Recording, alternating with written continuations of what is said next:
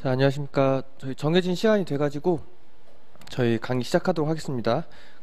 뭐 교재는 딴 거 없고 유인물 이거 민사소금 핵심 정리 이거 김경호 선생님 거 제가 이제 공저로 참여하고 있으니까 이거랑 그다음에 뭐 유인물 하나 드렸을 거예요. 유인물 하나 표로 정리된 거 간단히 정리된 거 그거 참고 자료로 보시면 됩니다. 그래서 이제 오늘은 이제 뭘 할 거냐?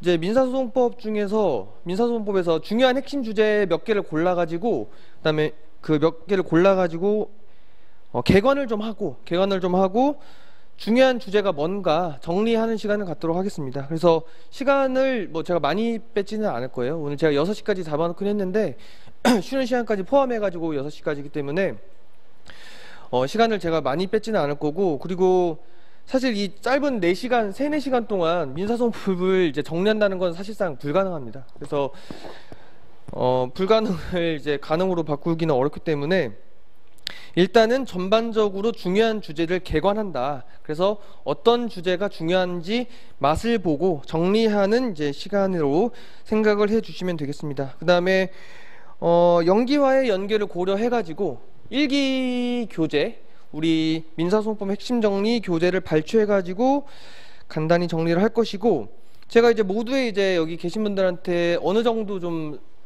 진도를 나가셨는지 한번 여쭤본 이유가 어느 정도 이제 수준을 가지고 말씀을 드릴까 그것 때문에 이제 생각을 했었는데, 여기 그래도 초심자분들도 물론 계시지만 어느 정도 좀 숙지된 것으로 봐서 처음부터 쭉 이제 이런 주제가 중요하다 정리하는 시간을 갖도록 하겠습니다.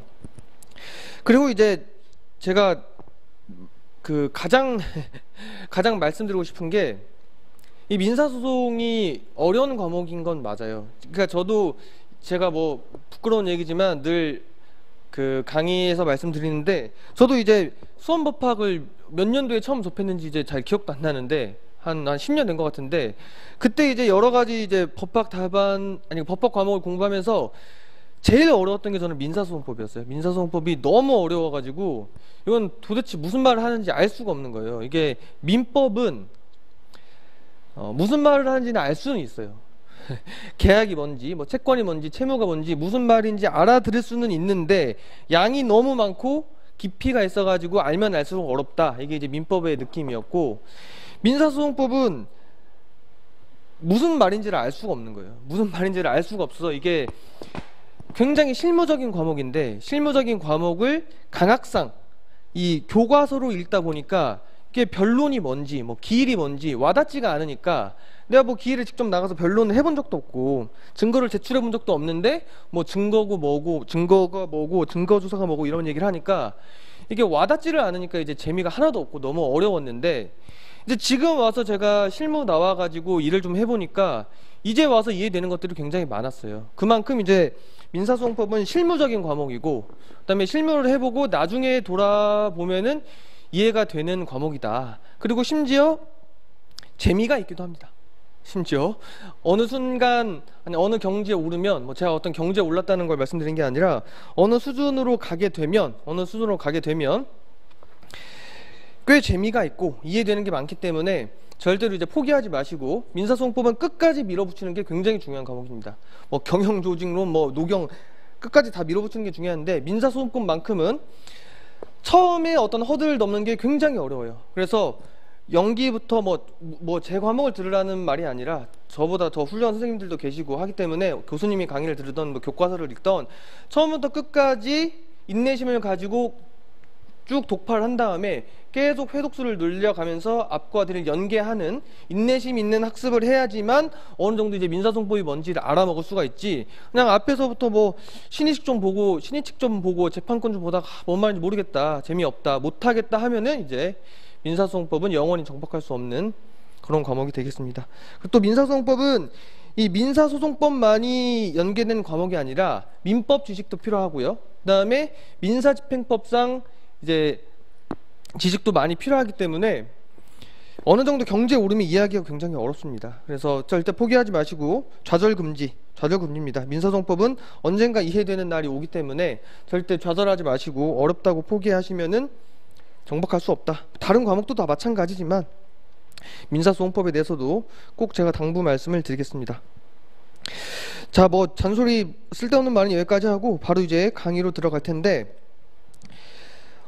제가 이제 이거를 이제 학원에 전달을 했는데 어디서부터 보냐? 주제 11번부터 볼 거예요. 앞에서부터 보겠습니다. 앞에서부터.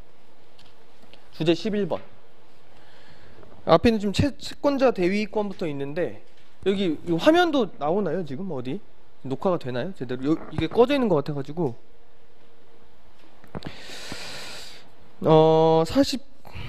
주제 11번이죠. 주제 11번. 자, 제가 주제 11번에서 말씀드리고 싶은 건 뭐냐? 사자상대소송. 사자상대소송에 대해서 이번 기회에 꼭 정리를 하고 가자. 사자상대소송. 이 사자상대소송이 뭐냐? 말 그대로 죽은 자를 상대로 한 소송이죠. 죽은 자를 상대로 한 소송. 근데 제가 이 사자상대소송 배울 때도 뭐 사자상대소송을 왜 배워? 이거 죽은 자를 상대로 한 소송 이거 뭐 얼마나 중요해? 라고 생각했는데 실무에 나가보잖아요? 실무에 나가면은 이런 일이 있습니다. 그리고 법원 사무관님들도 죽은 자를 상대로 한 소송이 꽤 있다고 말씀을 하세요. 실제로 이런 경우가 있단 말입니다. 우리 소송을 하다 보면은 우리가 익히 알고 있는 세상과 전혀 다른 세상을 많이 만날 수가 있기 때문에, 그런 일이 있기 때문에 이 사자 상대 소송이 문제가 돼요. 그래서 주제 11번 당사자의 확정을 쭉 보시면 앞에 뭐 다 아시는 내용이고, 이 45페이지로 되어 있는 이제 로마자 5번 재소전 사망 있죠? 재소전 사망. 거기서부터 이제 사자 상대 소송에 대해서 쭉 얘기가 나와요. 사자 상대 소송에 대해서. 이제 이거를 이번 기회에 타임라인을 가지고 완전하게 정리를 하시고 암기를 하고 이번 기회에 가시면 되겠습니다. 다 아시는 내용이겠지만 편하게 라디오 듣는다고 생각하고 이번 기회에 정리를 꼭 하고 간다 생각을 해주시면 되겠습니다. 자, 이 사자 상대 소송은 아시겠지만 당사자가 사망하는 시점이 여러 가지가 있어요. 그 당사자가 사망하는 시점에 대해서 기준을 그릴 수 있는 게, 첫 번째는 소제기. 소를 제기했을 때가 하나 있고요. 그 다음에 뭐가 있겠습니까? 소장 부본이 송달되는 경우가 하나 있겠죠. 시점이 소제기실 기점으로 하나 나뉘고, 그 다음에 소장 부본이 송달되는 시점으로 또 하나 나눌 것이고, 그 다음에 변론이 종결되는 시기. 이 변론은 사실심 변론이 종결되는 거죠. 뭐 1심이 될지 항소심이 될지는 알 수 없습니다. 그 다음에 이제 판결이 선고되는 시점. 이 네 가지 기준을 가지고 언제 당사자가 사망했느냐를 가지고 여러 가지를 이제 나눠볼 수 있는 거예요. 여러 가지를 나눠볼 수 있는데, 자, 두 가지로 한번 볼까요? 언제 사망했는지를 기준으로 뭐가 달라질 수 있느냐? 이 당사자를 확정하는 방법이 달라질 수 있고, 그 다음에 간과 판결의 효력이 달라질 수 있습니다. 간과 판결의 효력. 그러니까 당사자가 죽은 것을 간과하고 판결을 냈을 때 그 효력이 뭐 적법하냐, 아니면 뭐 위법하냐, 아니면 유효냐, 무효냐, 이런 것들이 이제 달라질 수 있는 거죠. 그래서 국면이 이제 네 가지 국면인 겁니다. 1국면, 2국면, 3국면, 4국면.